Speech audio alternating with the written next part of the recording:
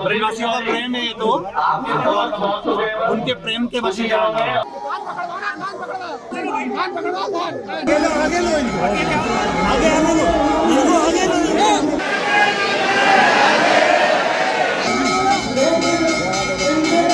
आखिर समझ में आ गई ब्रज की महिमा।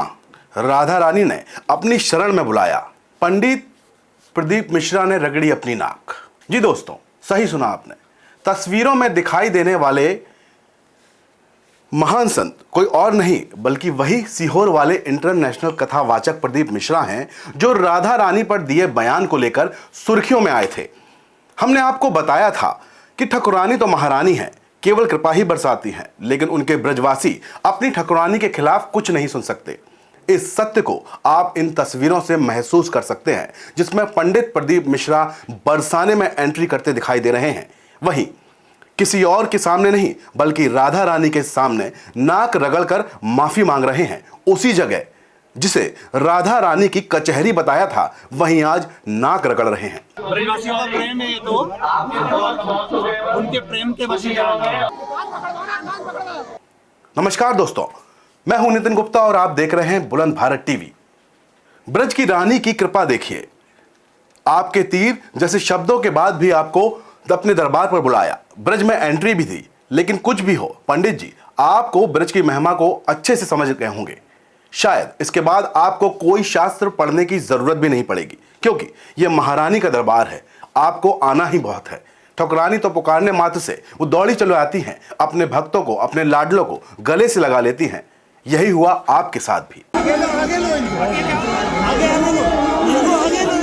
राधा रानी को लेकर अमर्यादित टिप्पणी करने वाले कथावाचक पंडित प्रदीप मिश्रा ने माफी मांग ली है। वो माफी मांगने के लिए बरसाना श्री राधा रानी मंदिर पहुंचे। पंडित प्रदीप मिश्रा ने मंदिर में राधा रानी के सामने दंडवत होकर नाक रगड़कर माफी मांगी। माफी के दौरान उन्होंने श्री राधा रानी को अपना इष्ट भी बताया।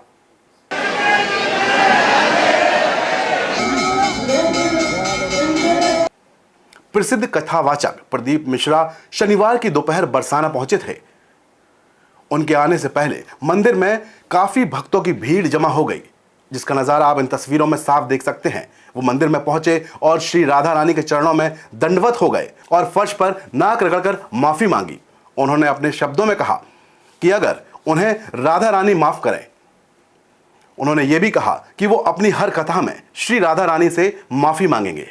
ब्रजवासियों का प्रेम है ये तो, और उनके प्रेम के वश में आगे।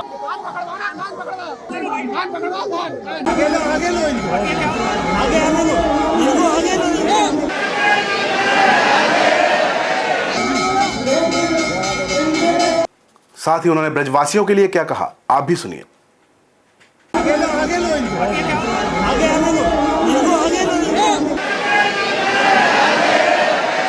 आपको बता दें कि कथावाचक प्रदीप मिश्रा एक वीडियो में वायरल हुए थे, जिसमें उन्होंने श्री राधा रानी का विवाह श्री कृष्ण के साथ ना होकर मथुरा के कस्बा छाता निवासी अनय घोष के साथ होना बताया था।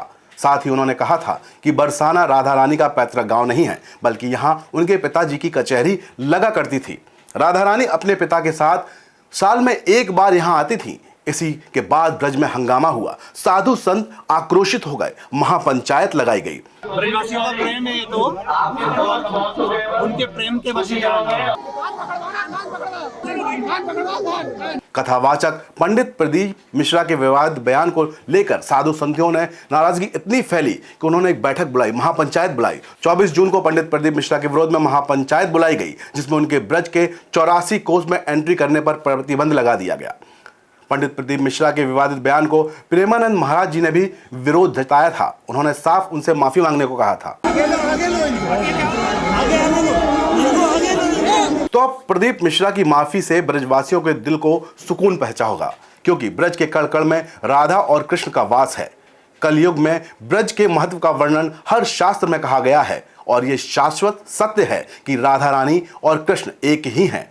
इन्हें कभी अलग नहीं किया जा सकता। इसका अंदाजा पंडित प्रदीप मिश्रा प्रकरण से सबको लग गया होगा, और भविष्य में कोई भी ऐसी गलती दोबारा करने की कोशिश नहीं करेगा। तो दोस्तों, जाते जाते प्रेम से आप भी बोलिए श्री राधे राधे राधे। ब्रजवासियों का प्रेम है ये तो, और उनके प्रेम के वश में आगे।